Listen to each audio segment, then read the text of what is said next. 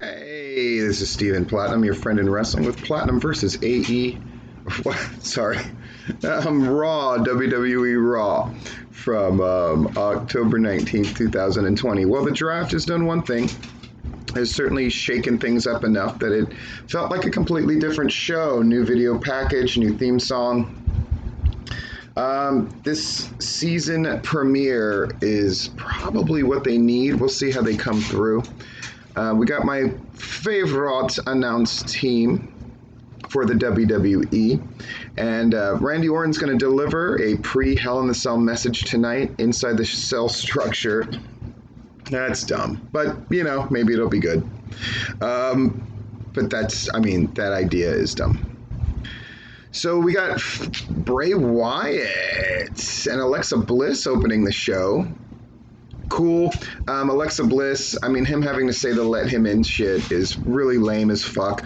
I do admire their level of commitment to the performance, but if what they're trying to convey is sort of a creepy vibe, it's not happening. It's really not happening. Retribution comes out, what? And then the lights go out and Fiend and Alexa Bliss disappear. Okay. The Hurt Business comes out, brawly, brawly, brawl. We get a Matt Riddle vignette. He's going to face AJ Styles. All right. This is back from commercial. So we took a commercial once they, man, I really wish they would break this up. I really wish they would give us a match or some kind of thing before the first commercial break. Certainly works for AEW. I really wish they would do that. Hurt Business versus Retribution. The match is pretty good.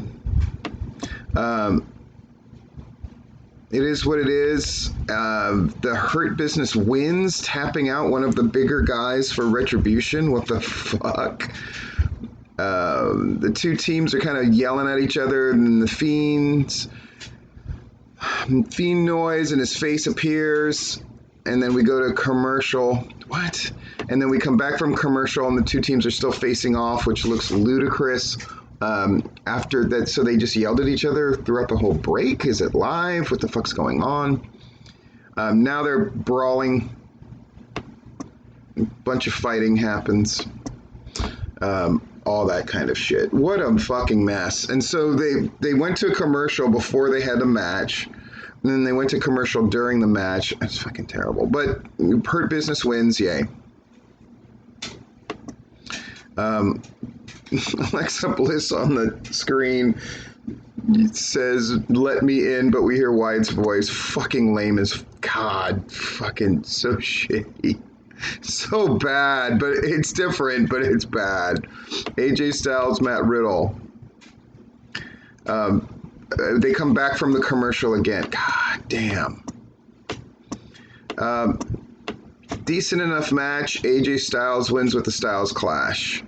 Oh, we're having finishes. That's a nice change of pace. They hype Randy Orton's message from hell. We get to see more clips of the Orton versus Drew McIntyre feud. Drew's also going to speak tonight. Go to commercial. Christ almighty. Boy, the Raw can never lose that thing of just it feeling like it's just commercial break after commercial break and the rhythm constantly being broken. It is what it is. So now Charlie is there talking to Drew McIntyre. He says he may show up later during Orton's interview. Oh, fucking terrible. Now we got the Raw women's title match between Lana and Asuka.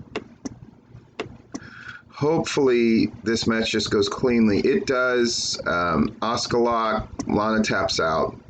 Shayna Baszler and Nia Jax hit. They put fucking Lana through the table again. And Asuka kind of knocks Shayna Baszler off of the apron. So bad. So then we show clips of all of that. And Jax cuts a promo. Sure, why not?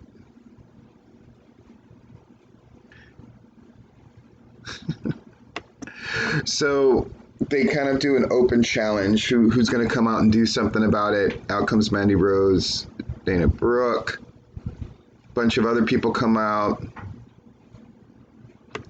And so now we have a 4 versus 4. Shayna Baszler and Nia Jax versus the Riot Squad versus Dana Brooke, Mandy Rose, Lacey Evans, Peyton Royce. What the fuck is going on? So it's non-title apparently, and it's Fatal 4-Way with 4 teams.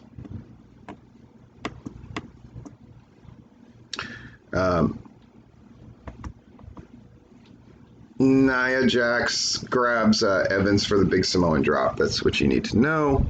I thought it was cool. The one spot I really liked was Evan hitting the big right-handed drop Riot. That looked good. It was sold well.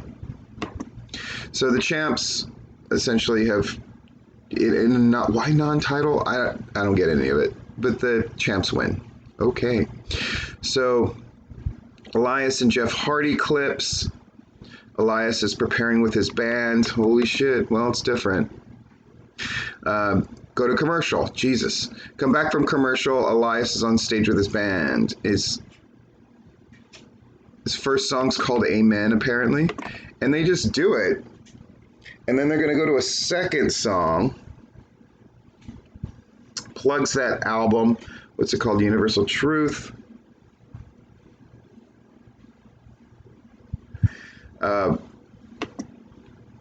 Hardy hits him with the guitar. Miz and John Morrison are there. Tucker walks up. They talk about a bunch of, you got me here, you're ruining Otis's life, so on and so forth. Miz and Morrison tell Tucker to find a tag team partner. Okay.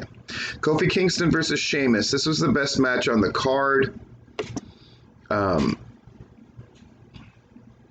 All right, they come to the ring. I'm excited. And then they go to Elias backstage. What the fuck? Who wrote this? Charlie stops him. He's talking about his album that's going to drop. And he's challenging Hardy to a match at Hell in the Cell. What? Okay. Then we go back and New Day are dancing. They cut a promo. And Sheamus comes out, cuts a promo.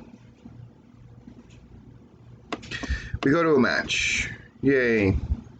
And then during this match, we go to commercial. Fuck me. And then we come back. Long and short of it is Kofi wins the match. Bit of a shock. Really cool. I think the thing they're doing where they have somebody of note on one of the screens in the crowd is a really good idea. So they had Big E for this, and that was really cool. And then they had Ric Flair later on. I thought it's really good. They should think about doing more of that. Great ideas. I mean, this is one of those shows where it's just a shit ton of ideas being thrown at the wall. Some of them are working, some of them are not, but at least the show doesn't feel like it's in the doldrums, though a lot of the thing, I mean, the way they place commercials is horrible. It is really terrible. We see what happened to the Hurt Business, Retribution, and The Fiend. Mustafa Ali is backstage talking smack. Okay. Miz and Morrison against Tucker and El Gran Gordo, who's, of course, Otis in a mask. Silliness ensues. It is what it is. And, my God, Gordo and Tucker win. If. Firefly Funhouse is coming out. We go to commercial. We come back from the break. New Days dude does a thing with Heavy Machinery, goofing off. Mandy Rose gives Otis the gift of ham. They celebrate and dance some more. All right. Firefly Funhouse stuff happens. It is what it is. And him and Bliss kind of wave goodbye. That's the end of the segment. Okay, Keith Lee, Braun Strowman. It is what it is. Strowman basically, long story short, low blows. Lee hits him with a boot and pins him. Lee talks about a dragon some more. Randy Orton in the cell. Uh, okay, so Orton brings a steel chair inside a Hell in the Cell and locks him in there. Cuts a promo that's okay. McIntyre comes out, has bolt cutters, cuts to the bolt. Here we go, and then that's the end of the show. No, really, that's how they ended it. Holy moly. So what do I say? I say I'm glad they've started over with this new season. I'm interested in the segments that they have. It seems like SmackDown in many ways got the better end of the deal, but Raw at the end of the day needed what they needed, and that was fresh blood. Now, if they can sort of change the format of the show, I think that would benefit them greatly. Because we saw just about everything they had to deliver, which makes sense for a quote-unquote season premiere. It seems like SmackDown has gotten the sort of best angles that were already going. Raw, we've definitely hit a big, huge reset button, and that's what they needed, but we're just going to have to see how it comes along. This has been Platinum versus WWE Raw.